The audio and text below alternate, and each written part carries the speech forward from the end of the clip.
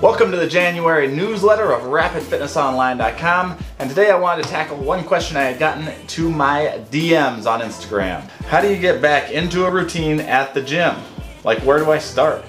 Where's a good workout for beginners? How does somebody who got really out of shape get back into the swing of things? Asking for a friend. When somebody asks this type of question, I like to start in one place, which is addressing your preconceived ideas as to what you should be doing.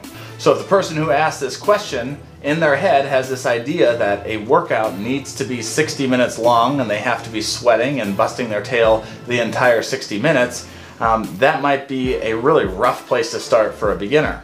Not only is it a rough place to start for a beginner, but it's also a fairly difficult thing for a beginner to be doing especially. So one thing I absolutely encourage is I want you to take that preconceived idea as to where you should start with dieting or where you should start with exercise, and we're going to toss it out the window. So if before you thought you had to pre-portion all of your meals for your diet to start, or if you thought that you had to show up to the gym for an hour every single, like 5 days a week to start, I want to take those ideas and I want to toss them out the window. The reason I encourage clients or any beginner to do that is because you've put this expectation upon yourself that might not be realistic, and when you start counting all the L's, meaning like if you had a red marker and you crossed off each day that you accomplished your goal, you might see more days that didn't have a red X on that day on the calendar versus days that did.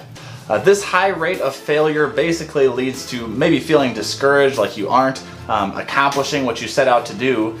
So, taking that preconceived idea that you may have and changing it or reducing it is a really awesome place to start. So for this example, if this person thinks that you need to show up to the gym and work for 60 minutes, I would take that and I'd reduce it all the way back down to baseline. Like, hey, let's redefine what a workout even is. First off, do I even need to go to the gym? Does it need to be an hour long? Maybe no and no. Maybe it could be a body weight workout that you do at home.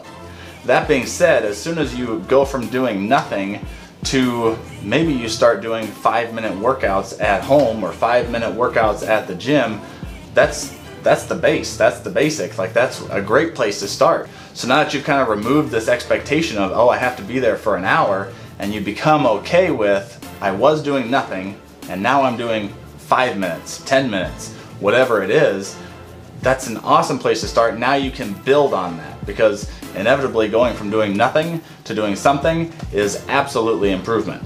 Great resources that we have for our members on the mobile app and on the website is like literally the 50 Finishers Guide, which are 7-minute or less workouts. Same thing with express workouts. Those are 30 minutes or less workouts that you can get those in and you can get out of the gym, or you can move on with your day, and they're a great place to start.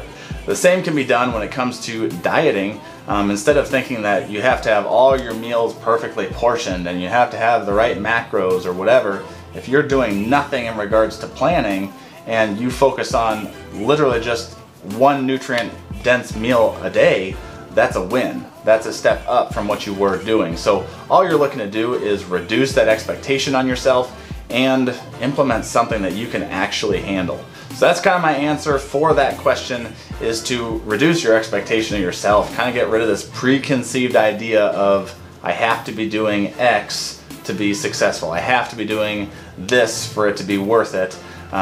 When in reality it's like something is better than nothing, and start with small tiny gains and just continue to get a little bit better every single day. We'll see you next month.